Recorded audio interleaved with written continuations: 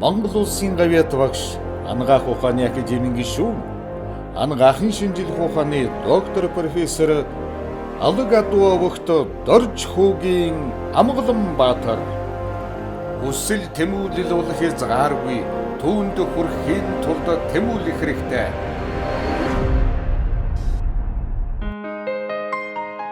Цас дүндэр отхон тэнгэр хайрхны хаан билээ соёолсон бяцхан жаал цаглшгүй эрдмийн хязгааргүй долойд сэлүүр татсан тэр цагаас хойш 45 жилийн босго давжээ. Анагаахын шинжилгээ ухааны хэмээх сүмбэр уулын билээс жимээс замаас харгуй татуулан төмөн шав бомон эмч нарыг бойжуулан мацаж ноён оргил дээр нь Монголын анатоми хэмээх нэгэн овоог босгосон түүнийг анатомийн Амгаланбаатар гэдэг. Тэртээ 1950 онд Завхан аймгийн Цэцэн уулсан буюу хуучнаар засагт Хан аймгийн Цэцэн сартуулах шууны зүүн булаг хэмээх газарт Дорж Хүүгийн 2 дугаар хүү болон мэндэлсэн. Амгаланбаатар аав ээжийнхэн хүсэн хүлээсэн энхрийн нэгэн хүү болон заяаж зулайгаан гიშгэн төрсөн олон дүү дагуулж 3 хүү 3 охинтой баатруудынхан гэж нэрлэгдсэн өнөр өтгөн гэр бүл төсчээ. Бага наснаас анхургаж ихтэй хөөцөлдөн хон ямаа хариулан хүмүүсийн хэл амыг сугалж шахсан олон зүйл асуусан жирийн малчин ардын хэрсүү хүүг Монголын Анагаах ухааны салбарын нэртэй эрдэмтэн болно гэж хэн ч төсөөлөөгүй явсан нь данжиггүй.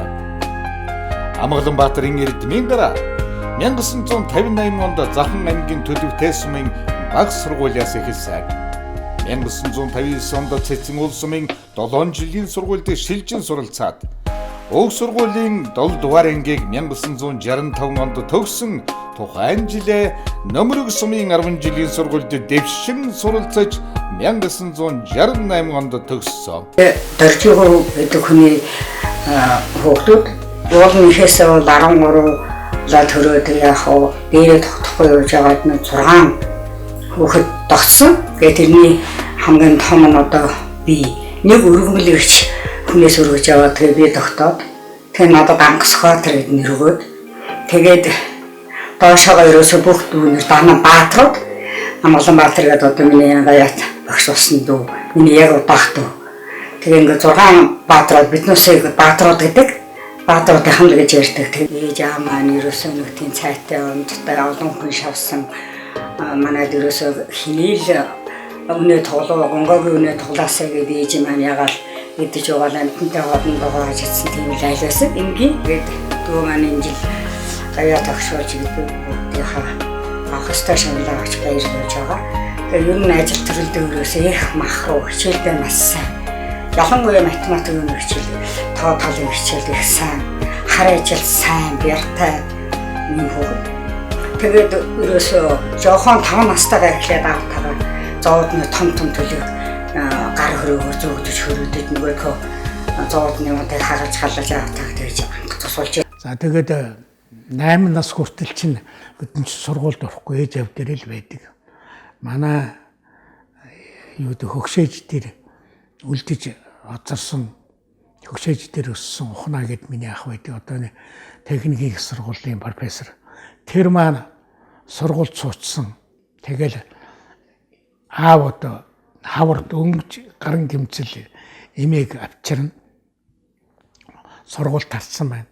Тэгэл хоёулаа хаврын тэр цагт бол хонь хариулдаг юм ажилтай хоёулаа. Нэг жоохон хайрмал борцог өвөртөлцсөн шиг цэдэм хийсэн шиг ингээл явдаг юм байсан. Сургуульд ороод бидэнд хийгээгүй юм байхгүй. 6-7 дугаар ангийн хүүхд чинь тэр үеийн юунд бол сум эдэнд бол хамаагүй том хүүхдэд байгаа юм л да. Үндэ бол одоо бол санахад бол тийм шиг л дээ. Тэгэл тэнд очиж чинь төлөө мод хийгээл ингээл явдаг байсан цаг юм байна. Ингэж тэгээд 7 дугаар анги төгсдлөө бидэнд ингээл харбор ажилд нухлуулж сурахын зэрэгцээр амьдралын одоо том сургуулийг төгссөн юм л үе байдгийг. Яг ингэсний буйнд Ангаах ухааны дээд сургуульд очиход би бол хөдөлмөрийн талбарт бол бүрэн бэлтгэгдсэн юм хүүхдээсэн. Тэгээд манай багш нар л тэгдэгсэн. Энэ одоо хөдөөнөөс ирсэн хүүхдүүд бол ажлын дөр их сайтай болсон юм сайхан байдгийм л гэж ярьдагсан. Ах маань одоо 73 онд ангаахын дээд сургуулиуд төгсөж багш болоход нь би хөдөөнөөс 7 ангаа төгсөө. Тэгээ хотод ирж одоо сургуульд хахтайгаа бол ангаахын дээдээс өссөн одоо шинэ гэрт хоёлаа энэ консулын хэмжээ дээр дэлгэрээ бариад тэндээ хоёлаа бол амьдарч одоо би 10 жил 14 дугаар сургууль явдаг 8 дугаар анги ах маань одоо ангаахын дээдийн багшийг ингээд хийж ингэж хоёлаа 10 дугаар анги төгсдөл ахтайгаа цуг одоо амьдарч ахаас ихийг одоо сурч ахыхаа бас нэг зөвлөсөн юуныхаа дагуу би ангаахын дээдийн одоо конкурс өгөөд эрхүүг ангаахын дээдийн хэмжээ одоо сургууль суралцах завшаа тохиолдож байжээ. Зөөлм мороонохоо сэтгэл хүлэгэн орохороо найзда хадгалсан дарасигээ симихэн хуваагаад умараа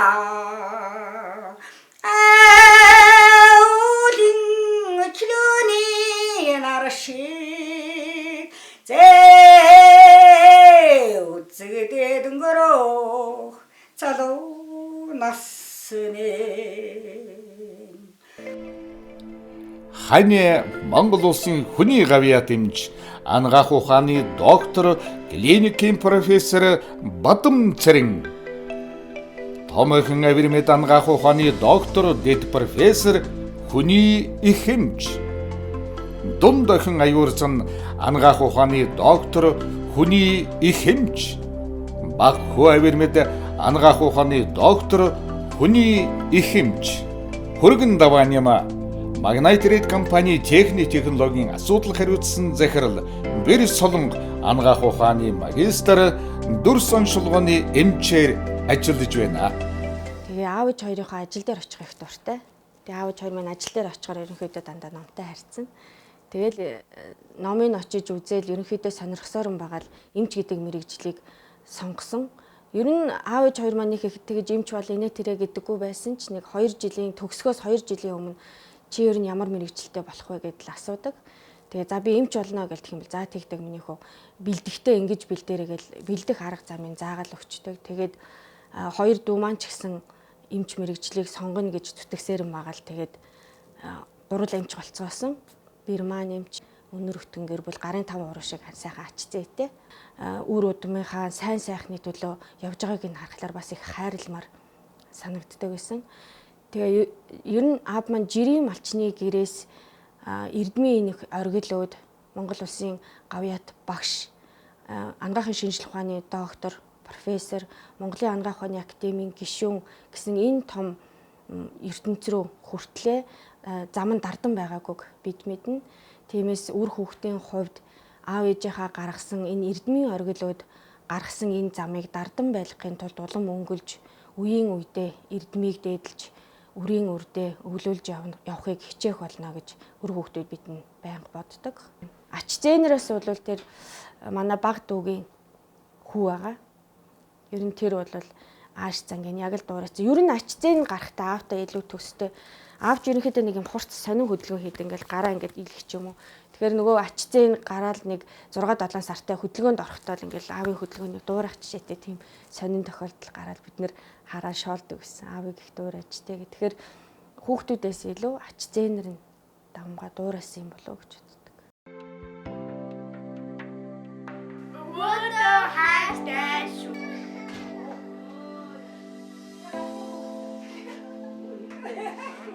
Амгаланбаатарын нүдийг булааж сэтгэлийг татсан завхан нутгийн охин Бадам Цэрэнтэй ханилж 3 сайхан хүүхэдтэй ач зээн олуула өнөр өтгөн айл болжээ. Зургийн ухаар шиг сайхан бүсгүй миний хань 100 жилд нэг л учрах эгэл тавилан миний хань зөөлөн ааш намуухан айл миний хань зүрхэнд гийж сэтгэлд бодмолох монхийн гал миний ханя. Тулгын 3 жил үрсий минь ээж миний хань. Тулах цаггүй орчлонд тохойд үссэн миний хань. Туулсан жилүүдийн уртад нэг л зангаараа миний хань. Туждаан хамтдаа мөнхрөх ариун хайр миний ханя. Хэрийн галуу эсэн үл хүрэх газраас хүний хүү эрдмий гөвөрдлөнгэрэн баш доржийн нас өдөрч. 1973 онд улаан дипломтой төгсөж сургуулийнхаа урилгаар анатомийн тэнхимд багшаар орсон. Тэр цагаас хойш ажил амьдралын хязгааргүй том далайд өөрийн залуурт хөлөг онгоцоор аялах өөртөө бөгөөд удаан аян зам эхэлсэн. 1979 онд Оросын холбооны улс тухайн үеийн нэрээр зөвлөлт холбоот улсын докторантурын сургалтанд хамрагдахаар шалгалт өгч тэнцээд зөвлөлт холбоот улсын Дооны Ростов хотын ангаах ухааны дээд сургуульд суралцахаар хөлөгийн жолоогоон залсан түүхтэй. Зөвлөлт холбоот улсын Дооны Ростов хотын ангаах ухааны дээд сургуулийн анатомийн тэнхимд Владимир Васильевич Соколов багшийн удирдлагаар ангаах ухааны дэд эрдэмтний зэрэг 1984 онд хамгаалж зорьсон ажлаа бүтээн их нутгийн зөв хөлийн жолоогоон залан эрдэм судлалын ажилд гар сунган орсон.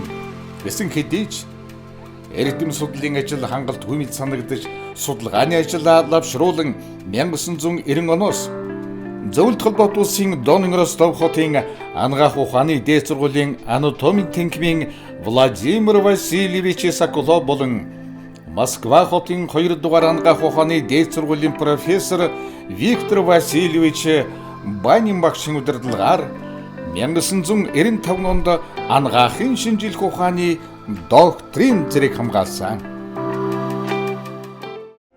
Нарт ертөнцид байхгүй нандин сайхан алба гагцхүү багш хүнд заяажээ. Ганянский. Догшин дагшиг шавьяан эрдэмтэн болгож бойжуулсан эрдэмтэй багшийн сурсан мэдсэн болгоныг сэрүүлийн бичиг хэмээн бодсон чиг энэ нь өнөөд үл биелэгч ирээдүйд бүтэх зүйл байлаа. Амгаланбаатарын хөдөлмөр бүтээлийг үнэлж 1993 онд дэд профессор цол, 1998 онд профессор цол хүртээсэн бөгөөд сургалтын ажлын үнэлэн 1992 онд ардын боловсролын тэргүүний ажилтан цол тэмдэг. 2003 онд Алтан гадас одон, 2014 онд хөдөлмөрийн гавьяаны улаан түгийн одонгоор тус шагнасан юм. 2018 онд Монгол улсын гавьяа тавагч цолоор шагнасан. Түүний хөдөлмөр бүтээлийг төр засгаас өндөрөөр үнэлж байгааг харуулж байна. Бид гуравт алаг хорвоо дээр хүн болох заяаг хайрлаад гарын минь ганцгынд хөлийн минь дөрөнд хүргэж эрдэм мэдлэгийн оргил түргсэн амьдралын даваан дээгүүр гаргаж түшиг тулгуур байдаг аав ээж хоёртоо урт насалж удаан жаргаж Монгол улсын гавьяат эмч гавьяат багш гэсэн цол авсанд үр хүүхдүүдийн зүгээс нь туйлын талархаж байгаагаа илэрхийлээ. Аав ээж хоёртоо урт удаанаас аз жаргал сайн сайхан бүхнийг хүсэн өрөө үргэлж бидэндээ түшиг тулгуур байгаарай гэж хүсье. Өтгөсө буурал өнөөгийн залуус өхөөрдөм хөөрхөн үрсийн төлөө элэг бүтэн амьдралын төлөө энэ цагийн жаргалын төлөө эмч шавнараа сугаар нэг зүгт нэгэн сэтгэлээр цаг нар тайварлан бидэнд заяасан аминаас эрүүл мэндийн төлөө зүтгэнэм.